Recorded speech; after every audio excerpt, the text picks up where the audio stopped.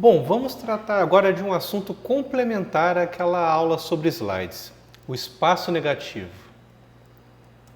Para a gente pensar em espaço negativo, vamos imaginar, por exemplo, um jardim japonês ou um jardim zen, com toda aquela beleza típica desse tipo de construção.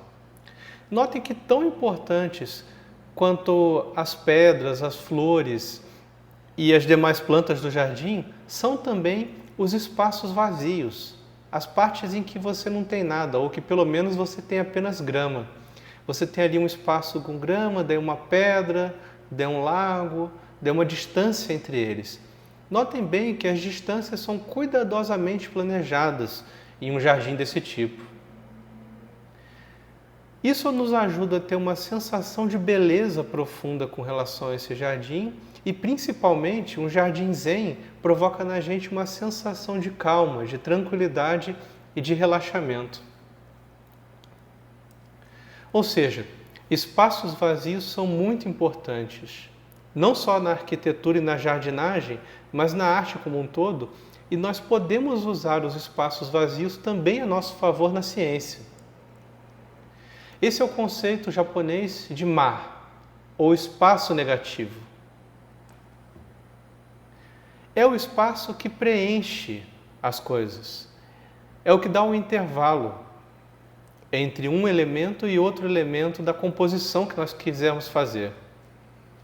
Eu vou ensinar para vocês agora, então, como é que esse espaço negativo, como é que o ma pode ser usado em palestras especificamente.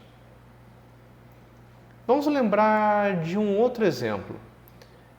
Um anime sensacional, A Viagem de Chihiro, no título original Spirited Away, do Hayao Miyazaki.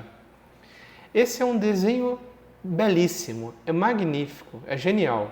É o tipo do desenho japonês que nós podemos assistir várias vezes e cada vez que nós assistimos surge uma camada de interpretação diferente.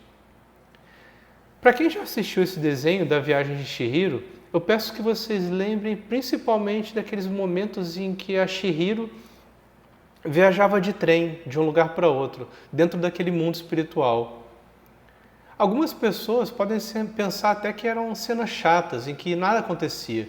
Ficava a Chihiro sentada com aquele personagem sem rosto dentro do bonde, do trem, e eles simplesmente iam passando de um lugar para outro e a paisagem ia envolvendo eles. Mas esses intervalos, esses espaços negativos no desenho eram fundamentais para colocar a gente dentro daquele contexto, para tirar a gente do nosso contexto, do quarto, da sala em que a gente está assistindo o desenho e de repente a gente se sentir dentro daquele trem junto com a Chihiro. Esse é o poder que o ma tinha nesse desenho. E o Miyazaki, esse diretor japonês, é um mestre em usar espaços negativos. Mas como é que eu posso usar um espaço negativo em slides, ainda mais slides acadêmicos, de uma apresentação científica? Vamos pensar em exemplos. Imagina que vocês querem apresentar um gráfico na palestra de vocês. É o principal resultado da pesquisa que vocês fizeram. Notem bem como eu construí esse slide. Tem ali os elementos principais do gráfico, né? Os eixos, a reta de tendência, os pontos com os dados. O slide tem um título. Reparem quanto espaço negativo ele tem.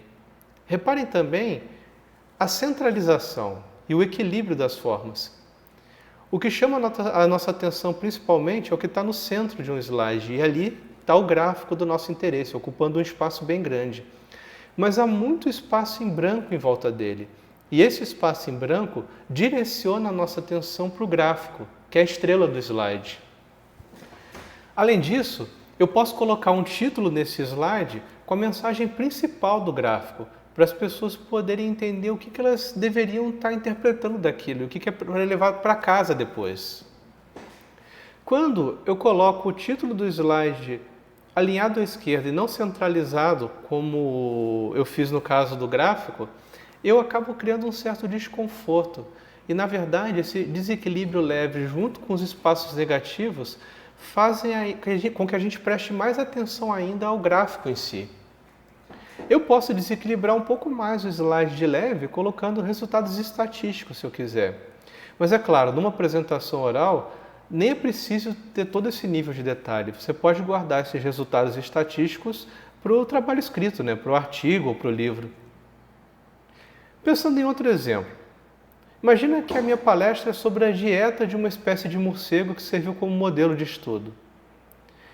Eu posso apresentar a espécie primeiro para dar um grande destaque nela no meio de um enorme espaço negativo do meu slide e posso falar alguma coisa sobre a história natural desse morcego rapidamente para chamar a atenção e depois apresentar os resultados da dieta em si, em que aí as pessoas podem começar a ver do que esse morcego se alimenta, num diagrama circular, por exemplo.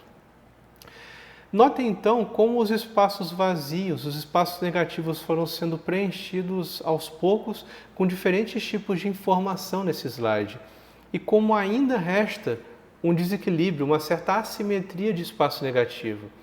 Os frutos são o principal componente da dieta desse animal.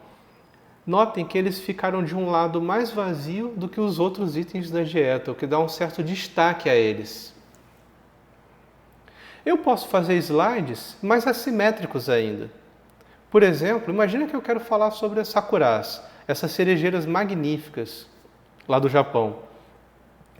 Eu posso colocar uma sakura em um certo lado do slide para chamar atenção para ela e para a beleza desse tipo de flor. É claro, para reforçar que aquilo é uma sakura, eu coloco o nome dela no título do slide e eu posso ainda usar um pouco do espaço que sobrou do slide para destacar a mensagem, o que eu quero que as pessoas guardem sobre esse slide que eu preparei.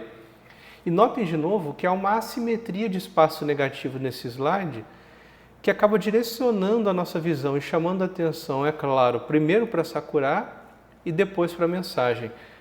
Você quer criar uma sensação de beleza no público para depois passar a mensagem.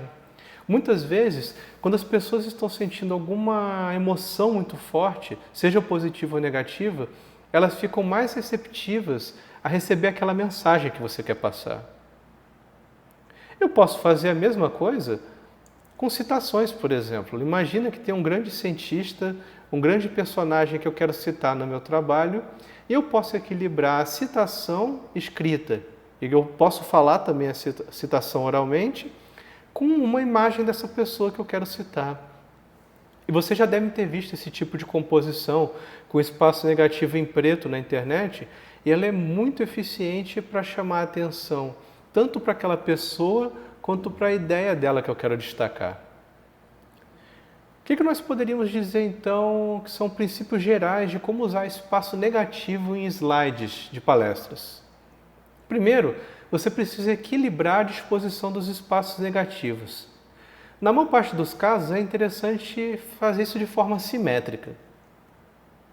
Só que você também pode usar assimetrias, mas de forma bem consciente, para criar um incômodo ou para ressaltar um determinado elemento do seu slide através dos espaços negativos. Você também pode usar esses espaços negativos para fazer pausas entre ideias. Você dá um tempo para a pessoa digerir o que você falou e pensar um pouco sobre aquilo antes de você avançar para o próximo passo no raciocínio. Um outro uso muito interessante do espaço negativo é o suspense. Às vezes, um slide preto no meio da sua palestra pode ter o efeito de criar uma curiosidade no público que depois você vai saciar no próximo slide. O que é importante você guardar dessa aula, então? Primeiro, que o vazio é a forma e a forma é o vazio. Essas duas coisas, na verdade, são uma só. É uma falsa dualidade. Use os espaços negativos com sabedoria nos seus slides. Eles podem tanto te ajudar muito a passar a sua mensagem, quanto te atrapalhar, se você não souber como usá-los. Por isso, equilibre os seus espaços negativos. Você pode fazer isso tanto de forma simétrica quanto assimétrica. Depende de qual sensação você quer passar e qual mensagem você quer passar depois de causar essa sensação. Nunca se esqueça que espaços negativos então inspiram beleza, atenção, suspense e várias outras sensações. Você pode trabalhar com isso.